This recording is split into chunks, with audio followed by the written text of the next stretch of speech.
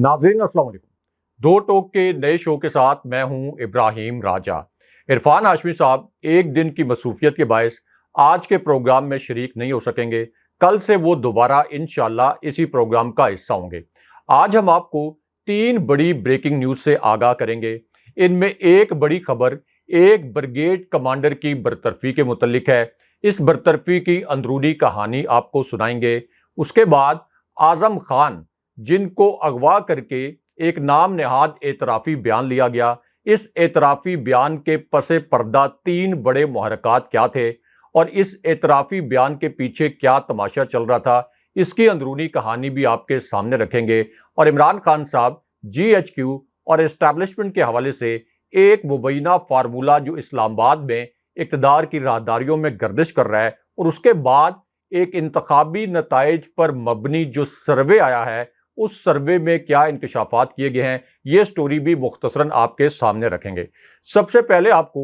एक brigade commander की बरतरफी के मुतल्लिक एक बड़ी खबर से आगाह करते हैं। ये एक ऐसी खबर है जो आपको किसी और न्यूज़ चैनल पर नहीं मिलेगी, किसी मरकजी न्यूज़ चैनल या किसी यूट्यूब प्लेटफॉर्म पर यह खबर नहीं मिलेगी, लेकिन इस खबर की तस्दीक हमारे जो बावसूख ज़राए हैं उन्होंने की है। ये खबर मुख्तसरन आपके सामने रखते हैं।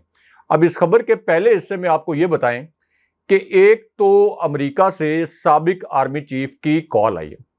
अब ये कॉल एक ऐसी सिचुएशन में आई जब एक आला जनरल की इंक्वायरी मार्क हुई, यानी लाहौर के जो कोर कमांडर थे उनकी GHQ में एक इंक्वायरी मार्क हुई। उसके बाद उन्हें यह कहा गया कि वो अपना ओहदा छोड़ें, यानी अपना ओहदा सरेंडर करें और GHQ रिपोर्ट करें। जब उन्होंने GHQ रिपोर्ट किया तो उनके खिलाफ एक इंक्वायरी शुरू की गई। इस इंक्वायरी के 4 मराइल थे। इन 4 मराइल के मुकम्मल करने के बाद जो लाहौर के कोर कमांडर थे, यानी जब लाहौर के कोर कमांडर हाउस पर एहतजाज हुआ तो उसके बाद उनका कोर्ट मार्शल किया गया, उन्हें बरतरफ किया गया और उसके बाद उनकी मराद भी जब्त कर ली गई। यानी ये किसी भी लेफ्टिनेंट जनरल के लिए या किसी भी फौजी अफसर को दी जाने वाली सबसे आप कह सकते हैं कि सख्त सजा है, सिवाय जेल के, सिवाय कैद के। उसके बाद जो सबसे ज़्यादा सख्त सज़ा किसी भी लेफ्टिनेंट जनरल को दी जा सकती है वो ये सज़ा थी कि एक तो इतनी जल्दी कोर्ट मार्शल करके किसी को बरतरफ कर दिया जाए और उनकी मराद भी जब्त कर ली जाए, क्योंकि उनके ऊपर GHQ के मुताबिक नेग्लिजेंस का जो इल्ज़ाम है ये साबित हुआ। अब इस पूरी सिचुएशन में एक आर्मी चीफ की कॉल के मुतल्लिक जो एक इंटरेस्टिंग स्टोरी है वो भी आपसे शेयर करते हैं, क्योंकि एस्टैब्लिशमेंट के मुतल्लिक जो स्टोरीज़ हैं, GHQ के मुतल्लिक जो स्टोरीज़ हैं, इनको खंगालने के लिए, इनकी तस्दीक के लिए आपको बड़ी मेहनत करनी पड़ती है। आपको मुख्तलिफ ब्रीफिंग्स में जाना पड़ता है। सियासतदानों के मुतल्लिक जब आप कोई ख़बर फाइल करते हैं तो ज़ाहिर है कि कोई भी सहाफ़ी, जिस तरह मैं इस्लामाबाद में सहाफ़त करता हूँ, तो कोई भी सहाफ़ी सियासतदानों की ब्रीफिंग्स में जाकर या सियासतदानों के साथ लंच पर, डिनर पर बैठकर वो ख़बर निकाल लेता है, लेकिन GHQ के जो ज़िम्मेदारान हैं या फ़ौजी अफसरान हैं, इनसे ख़बर निकलवाना बहुत मुश्किल काम होता है। बाज़ औक़ात आपको किसी थर्ड सोर्स से ख़बर मिलती है और उसकी तस्दीक करना भी बहुत मुश्किल काम होता है। लेकिन अब जो हम आपको ख़बर दे रहे हैं ये हमने 3 ज़राए से इसकी तस्दीक की है। इस्लामाबाद में बैठकर इस तरह की खबर देना आसान भी नहीं होता, क्योंकि इस वक्त जो पाकिस्तान के अंदर हालात चल रहे हैं तो एस्टैब्लिशमेंट के हवाले से अगर आपकी खबर ज़रा से भी इधर से उधर हो जाए तो आपके लिए बड़ी मुश्किलात खड़ी हो सकती हैं। आपको अंदाज़ा होगा कि किस किस्म के पेचीदा हालात इस वक्त पाकिस्तान में चल रहे हैं और इस्लामाबाद में बैठकर सहाफ़त करना उतना आसान नहीं है जितना कि कभी हुआ करता था। अब ये जो साबिक आर्मी चीफ हैं, जिनका नाम भी आपके सामने रखते हैं अभी फ़ौरन, इनकी कॉल एक ऐसी सूरत-ए-हाल में आई जब साबिक आर्मी चीफ जनरल आसिफ नवाज़ की जो नवासी हैं, यानी खदीजा शाह, इनके ऊपर ये इल्ज़ाम था कि इन्होंने कोर कमांडर हाउस लाहौर पर ना सिर्फ ये कि एहतजाज किया, बल्कि इनके ऊपर ये भी इल्ज़ाम लगाया कि ये मुबैना तौर पर उन मास्टर माइंड्स में शामिल थीं जो कि इस एहतजाज में सफ़े अव्वल में शामिल थीं। इसके अलावा इनके कुछ ट्वीट्स थे, उनको भी इनके खिलाफ रिकॉर्ड का हिस्सा बनाया गया। अगरचे खदीजा शाह ने एक वीडियो स्टेटमेंट जारी कर दिया था और इस वीडियो स्टेटमेंट में उन्होंने ये बताया था कि वो अपनी ट्वीट्स डिलीट कर चुकी हैं, और अगर कोई ये समझता है, यानी पाकिस्तान के एस्टैब्लिशमेंट ये समझती है कि वो किसी एहतजाज में या हमले में मुलव्विस थी, तो वो उस पर मादरत खा भी हैं। لیکن خدیجہ شاہ کو گرفتار کرنے کا فیصلہ کیا گیا۔ خدیجہ شاہ کے شوہر کو پہلے مرحلے میں گرفتار کیا گیا، جب خدیجہ شاہ کی پہلے مرحلے میں گرفتاری نہیں ہو سکی تھی، اور ان کے شوہر کو یہ کہا گیا کہ خدیجہ شاہ کو رہا کر دیا جائے گا، آپ کو رہا کر دیا جائے گا اگر آپ یہ انشور کریں کہ خدیجہ شاہ گرفتاری دے دیں، یا آپ خدیجہ شاہ کے متعلق ہمیں کوئی کلو دے دیں کہ خدیجہ شاہ کہاں موجود ہیں تاکہ ہم ان کو گرفتار کر سکیں۔ اب خدیجہ شاہ چونکہ سابق آرمی چیف کی نواسی ہیں، سابق آرمی چیف جنرل آصف نواز کی نواسی ہیں، تو وہ ویل کنیکٹڈ بھی ہیں، تو جہانگیر ترین جو ہیں ان کی بہن کے فلیٹ پر بھی انیشلی خدیجہ شاہ نے پناہ لینے کی کوشش کی تھی، لیکن اس فلیٹ پر بھی چھاپا پڑا، اور جب چھاپا مارنے والے یعنی پولیس نے جی ایچ کیو کے ذمہ داران سے اجازت لی کہ یہاں پر ہمیں پتہ چلا ہے کہ خدیجہ شاہ موجود ہیں، تو اس وقت بھی آپ یہ کہہ سکتے ہیں کہ ایک انفارمیشن خدیجہ شاہ تک پہنچی اور وہ وہاں سے بھی نکلنے میں کامیاب ہو گئی۔ اب یہاں سے سٹوری نے ایک دلچسپ ٹویسٹ اس وقت لیا جب چودھری شجاعت حسین بھی اس معاملے میں انٹر ہو گئے، کیونکہ چودھری شجاعت حسین جو ہیں یہ خدیجہ شاہ کے نکاح کے ایک گواہ بھی تھے، اور اس لیے چودھری شجاعت حسین نے بھی اپنے ذرائع استعمال کیے کہ خدیجہ شاہ کو گرفتاری سے بچایا جا سکے۔ انہوں نے بھی جو آپ کے پاور کوریڈورز ہیں، اب یہاں پر پاور کوریڈور سے مراد یہی ہے کہ آپ کی جو اسٹیبلشمنٹ ہے، فوجی قیادت ہے، ان کو ڈائریکٹ اور انڈائریکٹ میسیجز پہنچائے کہ خدیجہ شاہ کو گرفتار نہ کیا جائے، اور خدیجہ شاہ اگر ان سے کوئی غلطی ہوئی ہے تو وہ اس پر وضاحت کر چکی ہیں، معذرت کر چکی ہیں، تو انہیں گرفتار نہ کیا جائے۔ لیکن چودھری شجاعت حسین کے یہ جو رابطے ہیں یہ کام نہیں آئے، اور چودھری شجاعت حسین کو یہ کنوے کیا گیا کہ خدیجہ شاہ پر جو الزام ہے اس کے تحت ان کو گرفتار ہر صورت میں کیا جائے گا۔ اس کے بعد اسی کہانی میں ایک اور ٹویسٹ یہ آیا کہ خدیجہ شاہ ظاہر ہے کہ ایک باثر فیملی سے تعلق رکھتی ہیں، تو شہباز شریف کے جو ایک دوست ہیں وہ بھی ان کے پاس پہنچ گئے، ان کا نام لینا مناسب نہیں ہے لیکن یہ بھی مصدقہ سٹوری ہے، وہ بھی شہباز شریف کے پاس پہنچ گئے، اور خدیجہ شاہ کے متعلق سفارش کی گئی کہ خدیجہ شاہ کو رہائی دلوانے میں یا ان کو کوئی رعایت دلوانے میں آپ کوئی ہیلپ کریں۔ یہ بات رکھی گئی شہباز شریف کے سامنے۔ اب چونکہ خدیجہ شاہ ایک امریکی شہری بھی ہیں، تو پھر امریکہ کا جو یہاں سفارت خانہ ہے اسلام آباد میں یعنی امریکی ایمبیسی، یہ بھی ایکٹیو ہوئی، اور پھر امریکہ کے دباؤ پر خدیجہ شاہ کو کونسلر ایکسیس بھی دی گئی۔ خدیجہ شاہ نے بعد میں رضاکارانہ گرفتاری دی تھی، ان کی طبیعت بھی خراب ہوئی جیل میں، انہوں نے رضاکارانہ گرفتاری دی، لیکن اس کے بعد آپ یہ کہہ لیں کہ وہ ڈٹ گئیں۔ ایک دفعہ جب وہ جیل میں چلی گئیں، ان کی رہائی کے لیے لاہور ہائی کورٹ میں درخواست بھی دی گئی، کیونکہ ان کی پہلی شناختی پریڈ مکمل ہونے کے بعد ان کے گھر والوں کو ان سے نہیں ملنے دیا جا رہا تھا، ان کا میڈیکل سرٹیفکیٹ بھی پیش نہیں کیا جا رہا تھا۔ تو اب تو خدیجہ شاہ آپ یہ کہہ سکتے ہیں کہ پی ٹی آئی کے اندر ایک بڑی کریکٹر بن گئی ہیں، اور اب تو یہ بھی پی ٹی آئی کے سوشل میڈیا پر ٹرینڈ چل رہے ہوتے ہیں کہ مریم نواز کے مقابلے میں خدیجہ شاہ کو انتخابی ٹکٹ دیا جائے۔ اب خدیجہ شاہ کے لیے سابق آرمی چیف جنرل جہانگیر کرامت، ان کی امریکہ سے بھی پاکستان کی فوجی قیادت کو ایک کال آئی۔ آپ کو یہ ہم مصدقہ خبر دے رہے ہیں کہ جنرل جہانگیر کرامت نے امریکہ سے خدیجہ شاہ کے لیے کال کی پاکستان کی فوجی اسٹیبلشمنٹ کو، اور یہ کہا کہ خدیجہ شاہ کا تعلق چونکہ پاک فوج سے ہے اور ان کے گھرانے کی پاک فوج کے لیے بڑی قربانیاں ہیں، ان کے اسی طرح جو نانا ہیں وہ سابق آرمی چیف تھے، تو ان سے رعایت برتی جائے، اور اگر ان سے کوئی غلطی ہوئی ہے تو اس غلطی سے صرف نظر کیا جائے۔ اب یہ جو درخواست تھی سابق آرمی چیف جنرل جہانگیر کرامت کی، یہ جی ایچ کیو تک پہنچی، اس درخواست کو کنسیڈر کیا گیا، ایک دو دن اس کے اوپر غور کیا گیا، لیکن اس کے بعد اس درخواست پر سابق آرمی چیف سے معذرت کر لی گئی، اور ان سے یہ کہہ دیا گیا کہ خدیجہ شاہ کو کوئی رعایت نہیں دی جا سکتی، یعنی جی ایچ کیو کے بقول ان کے پاس ایسے ایویڈنسز موجود ہیں، یہ جی ایچ کیو کا کلیم ہے کہ خدیجہ شاہ لاہور کے کور کمانڈر ہاؤس پر جو احتجاج ہوا یا جو حملہ ہوا، جس کی عمران خان صاحب نے بھی مذمت کی، اور عمران خان صاحب یہ کہتے ہیں کہ کچھ ایجنسیز کے لوگ، آئی بی کی جانب بھی وہ اشارہ کرتے ہیں کہ وہ لوگ اس توڑ پھوڑ میں، جلاؤ گھیراؤ میں ملوث تھے، ہمارے لوگ وہاں پر پرامن مظاہرہ کرنے گئے تھے۔ تو اب اس پوری سچویشن میں ایک تو یہ تصدیق کی گئی ہے، جیسے ہم نے آپ کو بتایا تھا کہ جنرل فیض حمید خود جی ایچ کیو گئے، اور ایک سابق D G I S I جو کہ جنرل فیض حمید نہیں، ایک سابق D G I S I کو بلا کر سرزنش کی گئی تھی جی ایچ کیو میں۔ لیکن یہاں پر آپ کو ایک اور اعلیٰ آفیسر کی برطرفی کے متعلق ایک بڑی خبر سے آگاہ کرتے ہیں۔ یہ بھی ایک ایسی خبر ہے جو آپ کو کسی اور چینل پر نہیں ملے گی،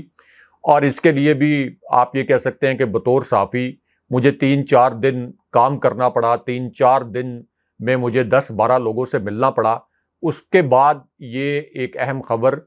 آپ کے لیے ہم لے کے آئے ہیں۔ اب یہ جو خبر ہے اس کا تعلق بھی 9 مئی کے واقعات سے ہے۔ یہ 9 مئی کو جو احتجاج ہوا، اور اس خبر سے بھی عمران خان صاحب کے اس موقف کو تقویت ملتی ہے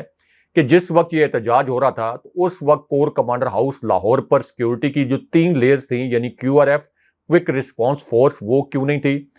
IG پنجاب جنہوں نے 21 اضلاع کی پولیس کو استعمال کیا عمران خان صاحب کی زمان پارک والی رہائش گاہ پر دھاوا بولنے کے لیے، اور وہاں پر عمران خان صاحب اور ان کے ساتھیوں کو قتل کرنے کی سازش کی گئی، تو 21 اضلاع کی پولیس وہاں پر استعمال کی گئی۔ لیکن 9 مئی کے واقعات جب ہو رہے تھے، جب عمران خان صاحب کو اسلام آباد ہائی کورٹ سے اغوا کیا گیا اور اس کے اوپر احتجاج ہو رہا تھا،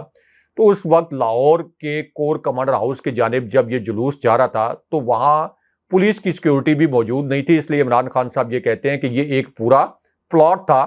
عمران خان صاحب کے خلاف اور PTI کے خلاف، تاکہ اس کی آڑ میں عمران خان صاحب کو نائل کیا جائے اور اسی طرح PTI کو کالعدم کیا جائے۔ تو اب اسی پوری سچویشن میں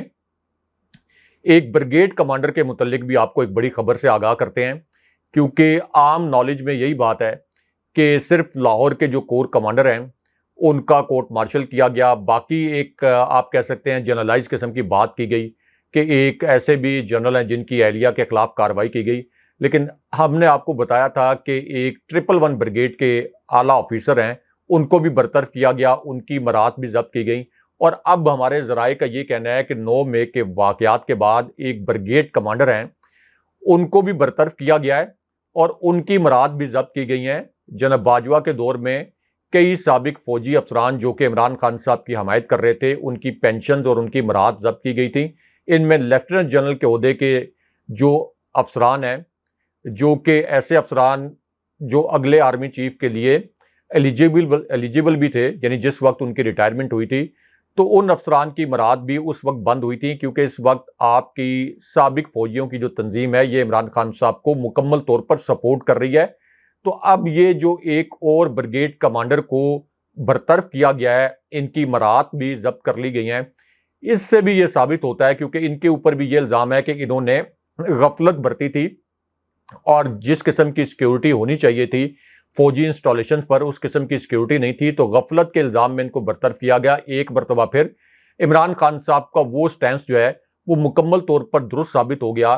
کہ 9 مئی کے واقعات جب ہو رہے تھے تو اس وقت سیکیورٹی کا نہ ہونا ایک بہت بڑا سوال ہے، اس لیے اس کی ایک آزادانہ انکوائری ہونی چاہیے، اور اگر آزادانہ انکوائری سپریم کورٹ کے جج صاحبان پر مشتمل ایک کمیشن سے کروائی جائے تو پھر اس کو عوامی قبولیت حاصل ہوگی۔ ہم بھی اپنا موقف سامنے رکھیں گے، اور عمران خان صاحب نے آج بڑے واضح انداز میں یہ کہا کہ ہمارے پاس شواہد موجود ہیں کہ کچھ غیر متعلقہ لوگ ہمارے مظاہرین میں گھس گئے تھے اور انہوں نے یہ توڑ پھوڑ کی، جلاؤ گھیراؤ کیا اور مختلف لوگوں کو اکسایا کہ کور کمانڈر ہاؤس کے اندر آگ لگائی جائے اور وہاں توڑ پھوڑ کی جائے۔ یہ آج بھی عمران خان صاحب نے سٹیٹمنٹ دیا کہ ایک آزادانہ انکوائری اس کے اوپر کروائی جانی بڑی ضروری ہے۔ اب آپ کو اعظم خان کے نام نہاد اعترافی بیان کے پیچھے جو 3 مسٹیریس کریکٹر تھے اور جو اس کے پیچھے پس پردہ محرکات تھے اس کی اندرونی کہانی سناتے ہیں، اور تھوڑا سا آگے چل کر GHQ، عمران خان صاحب اور ایک فارمولے کے متعلق بھی ایک اہم خبر سے آگاہ کریں گے، اور پھر ایک انتخابی سروے کے نتائج بھی آپ کے سامنے رکھیں گے۔ اب اعظم خان جو کہ پاکستان کے اندر ایک بہت طاقتور شخصیت سمجھے جاتے تھے، کیونکہ کسی بھی وزیر اعظم کا جو پرنسپل سیکرٹری ہوتا ہے وہ پرائم منسٹر کے بعد سب سے طاقتور شخصیت ہوتا ہے۔ جیسے فواد حسن فواد نواز شریف کے پرنسپل سیکرٹری تھے، تو وہ اتنے طاقتور تھے کہ کوئی وزیر ان کے سامنے پر نہیں مار سکتا تھا، اور اعظم خان کے سامنے بھی کوئی وزیر پر نہیں مار سکتا تھا۔ عمران خان صاحب اعظم خان کو ایک انتہائی دیانتدار آفیسر سمجھتے تھے، اب بھی سمجھتے ہیں۔ وہ ان کو KP سے خود لے کے آئے تھے اور ان کو اپنا پرنسپل سیکرٹری بنایا تھا، اور اعظم خان کی عام شہرت بھی یہ ہے کہ وہ ایک دیانتدار اور ایک پروفیشنل آفیسر ہیں۔ اب اعظم خان کو آپ یہ کہہ سکتے ہیں کہ چند ہفتے پہلے اچانک اغوا کیا گیا، لیکن اس کے بعد اس سٹوری میں ایک ٹوسٹ اس وقت آیا جب پولیس نے یہ موقف اختیار کر لیا کہ اعظم خان کو کسی نے اغوا نہیں کیا، نہ انہیں پولیس نے گرفتار کیا، نہ کسی قانون نافذ کرنے والے ادارے نے گرفتار کیا، بلکہ اعظم خان از خود گاڑی ڈرائیو کر کے کہیں چلے گئے ہیں، کہیں روپوش ہو گئے ہیں، ان کو کوئی گرفتاری کا خدشہ تھا، اس وجہ سے اعظم خان خود روپوش ہو گیا۔ یہ اس وقت پولیس نے موقف اختیار کیا۔ لیکن اب جو ایک نام نہاد اعظم خان کا اعترافی بیان سامنے لایا گیا، اور اس نام نہاد اور جعلی اعترافی بیان میں یہ کہا گیا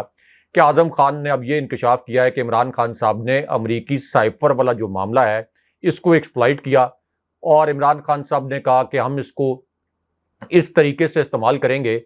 کہ لوگوں میں یہ تاثر جائے کہ ایک بیرونی طاقت نے ہماری حکومت گرائی، اور اس کے اندر اسٹیبلشمنٹ جو ہے وہ ملوث تھی، یعنی جناب باجوہ کی اسٹیبلشمنٹ ملوث تھی، لیکن اصل میں اس سائفر میں کوئی حقیقت نہیں تھی۔ یعنی اعظم خان کا یہ نام نہاد جعلی اعترافی بیان جو ہے یہ سامنے لایا گیا۔ اچھا، اب یہ جو بیان سامنے لایا گیا ہے اس کا مطلب تو یہ ہے کہ اس سے ثابت ہو گیا کہ اعظم خان جو ہیں وہ زیر حراست تھے۔ اس کا مطلب یہ ہے کہ اس وقت پولیس جو یہ کہہ رہی تھی کہ اعظم خان کسی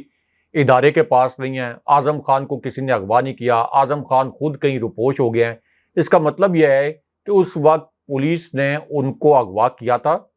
ان سے زبردستی ایک بیان لیا گیا، اور اس کے بعد اب وہ بیان جو ہے سامنے لایا گیا جس کے اوپر عمران خان صاحب نے کہا کہ تشدد کر کے زیر حراست آپ کسی سے بھی کسی قسم کا بھی بیان لے سکتے ہیں، اور اس قسم کے جو بیانات ہیں جو زیر حراست لیے جائیں ان کی عدالت میں کوئی خاص اہمیت نہیں ہوتی۔ اب اس پوری سچویشن میں جو بڑی بریکنگ نیوز ہے اور جو آپ یہ کہہ سکتے ہیں کہ اس کے اندر سمجھنے والا نقطہ ہے وہ بڑا اہم ہے، اور وہ نقطہ یہ ہے کہ عمران خان صاحب کو جب اس سے پہلے یہ سائفر کے حوالے سے ایک نام نہاد انکوائری شروع کی گئی تھی اور ایک کال اپ نوٹس جاری کیا گیا تھا عمران خان صاحب کو FIA کی جانب سے، اور اس کال اپ نوٹس میں یہ کہا گیا تھا کہ عمران خان FIA آئیں اور ان سے سائفر کے متعلق انکوائری کرنی ہے، اور یہ انکوائری کرنی ہے کہ انہوں نے قومی سلامتی کو نقصان پہنچایا، پاکستان کے امریکہ کے ساتھ تعلقات کو نقصان پہنچایا۔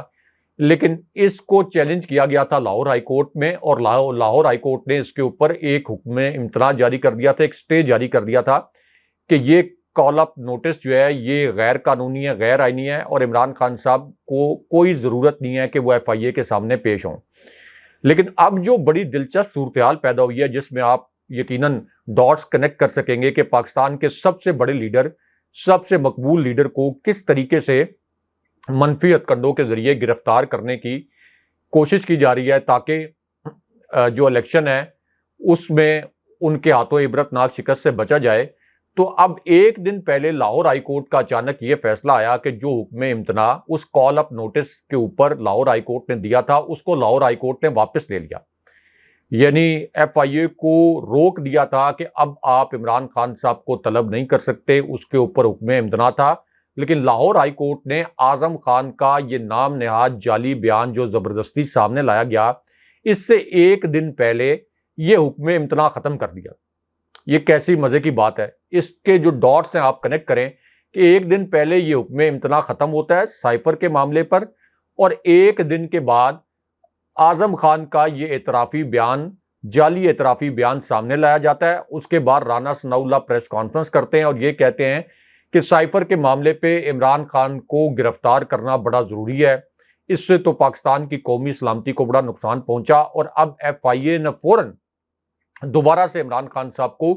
اسی سائفر کے معاملے پر طلب کر لیا۔ تو یہ جو پلاٹ ہے، یعنی جو بھی اس کے ماسٹر مائنڈ ہیں ان کو تو کان پکڑوا دینے چاہیے کہ اتنا ڈھیلا اور اتنا بیکار یہ انہوں نے پلاٹ بنایا کہ یہ مکمل طور پر ایک دن میں ہی ایکسپوز ہو گیا کہ عدالت کا فیصلہ آتا ہے، اگلے دن 24 گھنٹے سے کم وقت میں اعظم خان کا نام نہاد اعترافی بیان سامنے لایا جاتا ہے، اور اس بات کی وضاحت بھی نہیں کی جاتی کہ پولیس نے یہ سٹیٹمنٹ کیوں دیا تھا کہ اعظم خان ہمارے پاس نہیں ہے، اعظم خان خود کہیں روپوش ہو گئے ہیں۔ تو اس سے پتہ چلتا ہے کہ یہ کتنا بڑا پلاٹ تھا۔ لیکن اب اس پر عمران خان صاحب کا بھی ایک دلچسپ رد عمل سامنے آیا۔ اس رد عمل کے دو حصے ہیں، ایک تو آن کیمرہ ہے۔ عمران خان صاحب نے آن کیمرہ جب ان سے پوچھا گیا کہ اعظم خان نے نام نہاد یہ ایک جعلی بیان دیا ہے کہ سائفر کے معاملے پر عمران خان صاحب نے سچویشن کو ایکسپلائٹ کیا اور یہ کہا کہ ہم اس کے اوپر کھیلیں گے، تو اس پر عمران خان صاحب نے کہا کہ جب تک اعظم خان خود میرے سامنے آ کر یہ نہیں کہتے اور جب تک اس پر ایک آزادانہ انکوائری نہیں ہوتی، اس بیان کی کوئی حیثیت نہیں ہے، نمبر 1۔ نمبر 2، عمران خان صاحب نے اس کے اوپر یہ بیان دیا کہ اب میرے پاس ایک موقع آ گیا ہے کہ سائفر کے معاملے پر وہ تمام امور جو اس سے پہلے میں نے سیکرٹ رکھے تھے مصلحت کے تحت، اب وہ میں تمام امور بھی سامنے لے کے آؤں گا، اور اس کے بعد وہ تمام چہرے، وہ تمام کردار بے نقاب ہو جائیں گے جو اب تک مکمل طور پہ بے نقاب نہیں ہوئے تھے، اور یہ پتہ چلے گا کہ اس سائفر کے پیچھے اصل میں اور کون کون سے کردار تھے۔ یعنی یہ ایک نئی مصیبت پڑ جائے گی اب اس پی ڈی ایم کو، کچھ اور کریکٹرز کو، اور جو بھی منصوبہ ساز ہیں جنہوں نے یہ ایک نئی عمران خان صاحب کے خلاف کارروائی کرنے کی کوشش کی نام نہاد، تو اب بہت سے اور نام جو ہیں اس سائفر کے حوالے سے سامنے آنے والے ہیں۔ اور یہ جو اعظم خان والا ڈرامہ ہے، جیسے اس سے پہلے عمران خان صاحب پر غداری کے مقدمات درج کیے گئے تھے، تو یہ اعظم خان والا معاملہ بھی آپ دیکھیں گے کہ یہ جلد نام نہاد توشہ خانہ کیس اور اسی طرح اس سے پہلے ہیلی کاپٹر کیس، یہ بھی دوبارہ سے ردی کی ٹوکری میں جانے والا ہے۔ اب آپ کو army chief general Asim Munir, establishment اور عمران خان صاحب کے درمیان ایک مبینہ فارمولے کے متعلق جو اسلام آباد کے اقتدار کی راہداریوں میں ایک اطلاع گردش کر رہی ہے، اس خبر سے یا اس اطلاع سے آگاہ کرتے ہیں، اور ایک ہارے ہوئے لشکر کے کمانڈر کا جس نے عمران خان صاحب پر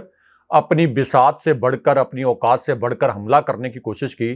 اس کا اب کیا بھیانک انجام ہوا ہے وہ بھی آپ کے سامنے رکھتے ہیں۔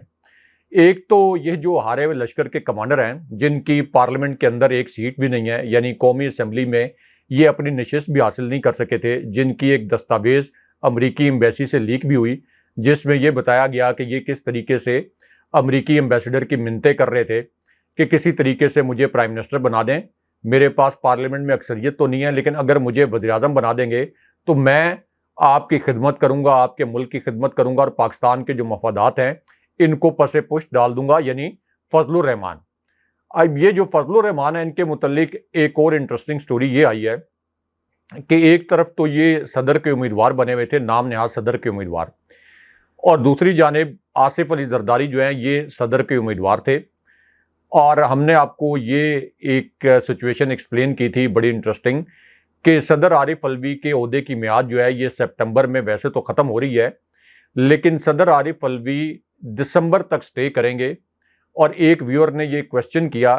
کہ کس طریقے سے صدر عارف علوی کی اگر میعاد سپٹمبر میں ختم ہو رہی ہے عہدے کی میعاد، تو وہ دسمبر تک کیسے سٹے کریں گے؟ تو وہ میں ایکسپلین کر دیتا ہوں کہ صدر کے انتخاب کا ایک الیکٹورل کالج ہے، اور یہ جو انتخابی کالج، اس کو آسان الفاظ میں یہ کہہ لیں کہ کیسے صدر کا انتخاب ہوتا ہے،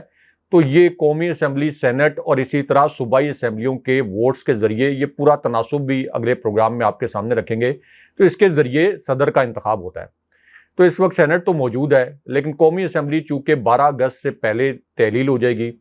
اس کے بعد یہ الیکشن ہوگا 60 دن میں یا 90 دن میں، اس کے بعد جب قومی اسمبلی، نئی قومی اسمبلی وجود میں آئے گی، نئی صوبائی اسمبلیاں جب وجود میں آئیں گی، تو اسمبلیاں جب وجود میں آئیں گی تو اس کے بعد پھر انہی اسمبلیوں کے ذریعے، یعنی نئی قومی اسمبلی اور صوبائی اسمبلیوں کے ذریعے صدر کا انتخاب ہوگا، اور نئی قومی اسمبلی اور نئی صوبائی اسمبلیاں جو ہیں یہ دسمبر سے پہلے وجود میں نہیں آئیں گی۔ اس کا مطلب یہ ہے کہ صدر عارف علوی جو ہے وہ نئے صدر کے انتخاب تک، صدر کے عہدے پر اس وقت تک برقرار رہیں گے۔ ایک تو ہمارے جو ویور نے پچھلے پروگرام میں سوال کیا تھا اس کا جواب یہ ہے۔ اب اس پوری سچویشن میں فضل الرحمان جو نئے صدر کے امیدوار بنے ہوئے ہیں، اور انصار الاسلام کے نام سے ان کی ایک جتھا نما تنظیم بھی ہے جس کو اس سے پہلے کالعدم کرنے کے لیے ایک سمری بھی موو کروائی گئی تھی، تو دوسری جانب آصف علی زرداری نام نہاد صدر کے امیدوار بنے ہوئے ہیں جن کے دور میں پاکستان کی اینٹ سے اینٹ بجا دی گئی تھی، یعنی جب وہ 5 سال 2008 سے لے کر 2013 تک صدر رہے، اسی وقت رینٹل پاور سکینڈل آیا، اس وقت لوڈ شیڈنگ کا بدترین بحران آیا، اور میمو گیٹ جس کو پاک فوج نے اور پاک فوج کی قیادت نے پاکستان کے خلاف بدترین سازش قرار دیا، اور فوج کے خلاف بدترین سازش قرار دیا، اور پہلی مرتبہ اس وقت کے army chief general Ashfaq Kayani supreme court گئے، اور سپریم کورٹ میں جا کر انہوں نے آصف علی زرداری کی حکومت کے خلاف ایک بیان حلفی جمع کرایا، اور یہ کہا کہ اس وقت کے امریکہ میں پاکستان کے جو ایمبیسڈر تھے حسین حقانی، یعنی یہ بات میں نے یا عرفان ہاشمی صاحب نے نہیں کی، فوج نے بتایا تھا کہ حسین حقانی نے یہ میمو گیٹ آصف علی زرداری کے کہنے پر یہ کریٹ کیا تھا پاک فوج کے خلاف اور ریاست پاکستان کے خلاف۔ اس کے بعد ہم سب کو پتہ ہے کہ معیشت کو کس طریقے سے تباہ و برباد کر دیا گیا تھا، لیکن اب وہی آصف علی زرداری ہیں، وہ یہ تاثر دے رہے ہیں کہ وہ اس وقت صدر کے عہدے کے لیے اہم حلقوں کے کوئی فیورٹ امیدوار ہیں۔ اب ایک اور میٹنگ ہوئی ہے آصف علی زرداری کی، شہباز شریف کی اور ایک اور اہم کریکٹر ہیں ان کی۔ اب یہ جو میٹنگ ہے اس میں صدر کے عہدے کے لیے نام فائنلائز کرنا تھا، جس طرح سے دبئی میں آصف علی زرداری کی اور نواز شریف کی میٹنگ ہوئی، لیکن وہ میٹنگ فلاپ ہو گئی، اس کے اندر ڈیڈ لاک پیدا ہو گیا۔ اس کے بعد ان کی دوسرے درجے کی جو قیادت ہے، انہوں نے ایک اور میٹنگ کرانے کی کوشش کی، لیکن وہ میٹنگ بغیر کسی نتیجے کے ختم ہو گئی۔ تو اب جو ایک اور میٹنگ ہوئی ہے، اس میٹنگ میں یہ طے کر لیا گیا ہے کہ یہ جو ہارے ہوئے لشکر کے کمانڈر جو عمران خان صاحب کو یہ کہتے ہیں کہ یہ مغرب نواز کوئی مغرب کے ایجنٹ ہیں، جو خود امریکہ کی منتیں کر رہے تھے کہ مجھے پرائم منسٹر بنا دیں، ان کے متعلق یہ فیصلہ کر لیا گیا ہے کہ یہ اگلے صدر نہیں ہوں گے۔ یہ طے کر لیا گیا ہے کہ یہ اگلے صدر نہیں ہوں گے۔ ان کو جس طرح پہلے رینٹ اے کراؤڈ کے لیے استعمال کیا جاتا تھا، اس طرح تو استعمال کیا جائے گا۔ اگر یہ دھاندلی زدہ الیکشن جو پورے طریقے سے پلان کیا گیا ہے، اس کے نتیجے میں اگر یہ 13 رکنی ٹولہ آ بھی گیا تو ایک آدھی کوئی وزارت یا کوئی گورنرشپ ان کے کسی رشتہ دار کو، جیسے ابھی کے پی میں ان کے انتہائی قریبی رشتہ دار کو گورنرشپ دی گئی ہے، تو اس طرح سے ان کو کوئی ٹال مٹول کر کے کوئی عہدے دے دیے جائیں گے۔ لیکن صدر کے عہدے کے لیے ان کو آپ یہ کہہ لیں کہ سرخ جھنڈی دکھا دی گئی ہے کہ آپ صدر کے عہدے کے لیے ایلیجیبل نہیں ہیں، اس لیے ان کو ٹیشو پیپر کی طرح استعمال کر کے کوڑے دان میں پھینک دیا گیا، سیاسی کوڑے دان میں کوئی تصدیق نہیں کر رہا۔ اچھا، اب اسی پوری سچویشن میں اسٹیبلشمنٹ عمران خان صاحب اور جی ایچ کیو کے متعلق آپ یہ کہہ سکتے ہیں کہ ایک فارمولہ، اور اسی طرح army chief general Asim Munir پر قاتلانہ حملے کے حوالے سے دو جو بڑے انکشافات کیے گئے ہیں، یہ بھی مختصراً آپ کے سامنے رکھتے ہیں۔ اب اس انکشاف کا جو پہلا حصہ ہے، اس میں کوئٹہ میں ہونے والے ایک قتل کا ذکر کیا گیا، اور یہ کہا گیا کہ یہ جو کوئٹہ میں قتل ہوا، یعنی جو شخص قتل ہوا، ان کی اہلیہ نے یہ کہا کہ یہ خاندانی دشمنی تھی اور میرے شوہر کو خاندانی دشمنی کی بنیاد پر قتل کیا گیا۔ انہوں نے باقاعدہ یہ میڈیا سٹیٹمنٹ دیا، لیکن اس کے بعد یہ عطا اللہ تارڑ یہ آئے کیمروں کے سامنے اور انہوں نے یہ کہا کہ یہ جو وکیل قتل ہوئے ہیں، یہ عمران خان صاحب کے اماں پر قتل ہوئے ہیں، اور اس کے بعد ان کے بیٹے کو اٹھا لیا گیا اور ان سے ایک زبردستی بیان لے لیا گیا، اور عمران خان صاحب نے یہ انکشاف کیا کہ یہ پورا پلاٹ تھا کہ مجھے اس نام نہاد کیس کے اندر نامزد کر دیا جائے تاکہ مجھے بلوچستان کے چکر بھی لگوائے جائیں اور وہاں پر مجھے کسی جیل میں ڈال کر سلو پوائزننگ کی جائے۔ یہ عمران خان صاحب نے آج کے دن میں انکشاف کیا۔ اس کے بعد عمران خان صاحب نے یہ کہا کہ ایک عالمی جریدے نے ایک رپورٹ جاری کی شریف خاندان کے یہ جو مبینہ قتل ہیں ان کے متعلق، اور یہ کہا کہ شریف خاندان پولیس مقابلوں میں سینکڑوں لوگوں کو قتل کروا چکا ہے، اور شہباز شریف کا خود چونکہ ایک کرمنل مائنڈ ہے، یہ لوگوں کو پولیس مقابلوں میں مرواتے رہے ہیں۔ اس وجہ سے انہوں نے یہ مجھ پر الزام عائد کیا کہ army chief general Asim Munir پر میں کوئی کسی پراکسی کے ذریعے قاتلانہ حملہ کروانا چاہتا ہوں۔ خان صاحب نے کہا کہ یہ تو فوج بھی میری ہے، فوج کو میں کبھی کمزور نہیں کرنا چاہتا، کبھی تقسیم نہیں کرنا چاہتا، اور کوئی پاکستانی فوج کے خلاف نہیں کھڑا ہونا چاہتا، نہ کسی کو کھڑا ہونا چاہیے۔ ہماری جو حقیقی آزادی کی جنگ ہے وہ اس ملک میں کرپشن کے خلاف ہے، اس 13 رکنی ٹولے کے خلاف ہے، کیونکہ فوج کے خلاف اب اول تو اپنی فوج کے خلاف کوئی بھی لیڈر جنگ نہیں لڑتا، اور اگر اس طرح کی کوئی جنگ لڑی بھی جائے اور فوج کے خلاف کوئی لیڈر جنگ جیت بھی جائے تو ریاست ہار جاتی ہے۔ اس لیے پاکستان جیسے ملک میں تو سوال ہی نہیں پیدا ہوتا کہ اپنی فوج کو کوئی کمزور کرے۔ اب ایک تو یہ جو پراکسیز والا الزام لگایا گیا تھا، اس پر عمران خان صاحب نے کہا کہ یہ ایک بڑا ربش ایلیگیشن ہے، اور اس کا مطلب یہ ہے کہ ہو سکتا ہے ممکنہ طور پر یہ شریف خاندانی خدا نہ خواستہ یعنی اس قسم کی کوئی سچویشن کو ریڈ کر رہا ہو، یا کوئی خود ہی اس قسم کے آپ یہ کہہ لیں کہ جان بوجھ کر اس طرح کا امپریشن بنا رہا ہو تاکہ آرمی چیف یعنی فوجی اسٹیبلشمنٹ، فوجی قیادت اور عمران خان صاحب کے درمیان کو غلط فہمیاں پیدا کی جا سکیں۔ اب اسی پوری سچویشن میں اسلام آباد میں کچھ صحافیوں نے یہ دعویٰ کیا ہے کہ اسٹیبلشمنٹ کی جانب سے عمران خان صاحب کو یہ پیغام پہنچایا گیا ہے کہ ہم نے ایک فارمولہ بنایا، اور وہ فارمولہ یہ ہے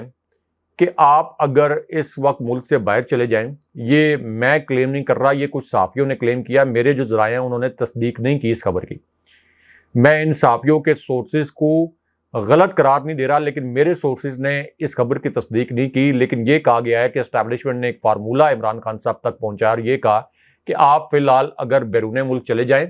تو بیرون ملک سے آپ آپریٹ کریں پی ٹی آئی کو، اور مین وائل پی ٹی آئی کو کلعدم نہیں کیا جائے گا یا پی ٹی آئی کو کسی زیادہ مشکل سے دوچار نہیں کیا جائے گا، اور عمران خان صاحب کو نااہل بھی نہیں کیا جائے گا۔ اور بالکل اسی طرح آپ یہ کہہ لیں کہ جس طرح پہلے بینظیر بھٹو شہید کی واپسی ہوئی تھی یا نواز شریف کی واپسی ہوئی تھی، تو اس قسم کا کوئی انڈائریکٹ میسج کسی کے ذریعے عمران خان صاحب کو بھیجا گیا ان صحافیوں کے مطابق، اگرچہ میرے ذرائع نے اس کی تصدیق نہیں کی، لیکن عمران خان صاحب اس پر آن ریکارڈ یہ کہہ چکے ہیں کہ میں کوئی نواز شریف نہیں ہوں، میں کوئی آصف علی زرداری نہیں ہوں، میں نے کوئی کرپشن نہیں کی ہوئی کہ میں یہاں سے بھاگ جاؤں، میں اپنے مقدمات کا سامنا کروں گا۔ مجھے پتہ ہے، عمران خان صاحب نے ایک اور انکشاف کیا کہ انہوں نے کہا کہ مجھے پتہ ہے کہ مجھے اگلے 8-10 دن میں انہوں نے گرفتار کرنے کا منصوبہ بنایا ہوا ہے، لیکن میں جیل سے بھی الیکشن لڑوں گا، جیل سے اپنے نامینیشن پیپرز جو ہیں وہ جمع کراؤں گا، اور فری اینڈ فیئر الیکشن ہوئے تو پھر یہ دیکھیں گے کہ کس طریقے سے تحریک انصاف ان 13 جماعتوں کو عبرتناک شکست سے دوچار کرتی ہے۔ اب یہاں پر ایک انتخابی سروے جو کہ 2023 کے الیکشن کے نتائج پر مبنی ایک انتخابی سروے ہے، اس میں بھی بڑے دلچسپ اعداد و شمار جو ہیں وہ پیش کیے گئے ہیں، اور یہ آن لائن سروے، اس کی پوری ڈیٹیل ہے، پروگرام بہت لمبا ہو جائے گا، اگلے پروگرام میں اس کی ڈیٹیل بھی آپ کے سامنے رکھیں گے، لیکن ابھی اس کی جو سمری ہے وہ مختصراً میں آپ کو بتا دوں کہ یہ جو سروے ہے ایک ایسی تنظیم جو کہ نون لیگ کے قریب سمجھی جاتی ہے، اور عام طور پر اس سے پہلے تحریک انصاف کا اس تنظیم کے سرویز پر کوئی زیادہ اظہار اعتماد نہیں رہا، تو اس تنظیم نے بھی اب یہ کہا ہے کہ اگر فری اینڈ فیئر الیکشن ہوئے تو عمران خان صاحب کی پارٹی کے 274 مرکزی رہنما اس وقت تک توڑے جا چکے ہیں، جو پی ٹی آئی سے الگ ہو چکے ہیں، 2 کنگز پارٹیز لانچ کروائی جا چکی ہیں، پرویز خٹک کی نام نہاد پارٹی جو کہ لانچنگ سے پہلے ہی فیل ہو گئی، اور بہت سے لوگوں نے اب پریس کانفرنس کر کے یا سٹیٹمنٹس دے کر یہ بتایا ہے کہ ان کا نام لیا جا رہا ہے کہ وہ پرویز خٹک کی پارٹی میں شامل ہو گئے ہیں، لیکن وہ پرویز خٹک کی پارٹی میں شامل نہیں ہوئے، اور اسی طرح جہانگیر ترین کی جو نام نہاد استحکام پاکستان پارٹی ہے، اس میں ابھی تک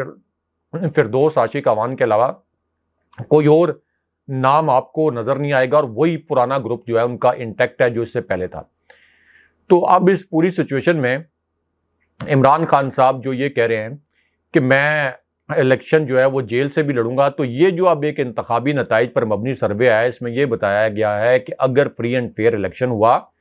تو عمران خان صاحب 74.3% ووٹوں سے دوبارہ اقتدار میں آ جائیں گے، دوبارہ پرائم منسٹر بن جائیں گے، اور 74.3% کا مطلب یہ ہے کہ آلموسٹ 3/4 اکثریت سے 66% پہ 2/3 اکثریت بنتی ہے۔ 74.3 کا مطلب یہ ہے کہ 75% پر 3/4 اکثریت بنتی ہے، تو اتنے بڑے مینڈیٹ کے ساتھ عمران خان صاحب واپس آ جائیں گے، اور اگر عمران خان صاحب یا کوئی بھی جماعت اتنے بڑے مینڈیٹ کے ساتھ حکومت میں آئے تو ملک کے لیے اس سے اچھی بات نہیں ہو سکتی، کیونکہ وہ پھر بولڈ فیصلے کر سکتی ہے، مشکل فیصلے کر سکتی ہے، پورے اعتماد کے ساتھ ملک کو آگے لے جا سکتی ہے، اتحادیوں کے سامنے اس کو کوئی کمپرومائز کو سمجھوتے نہیں کرنے پڑ سکتے۔ تو اس وجہ سے آپ یہ کہہ سکتے ہیں کہ پاکستان کے فیصلہ ساز حلقوں کے لیے بھی چوائس پاکستان کو اگر آگے لے کے جانا ہے تو وہ بڑی کلیئر ہے کہ فری اینڈ فیئر الیکشن کروایا جائے، اور اس کے نتیجے میں جو بھی اقتدار میں آئے اس کے ساتھ پھر فوج پوری طریقے سے آن بورڈ ہو اور ملک کو آگے لے جانے کی کوشش کی جائے۔ اگلے پروگرام تک کے لیے اللہ حافظ۔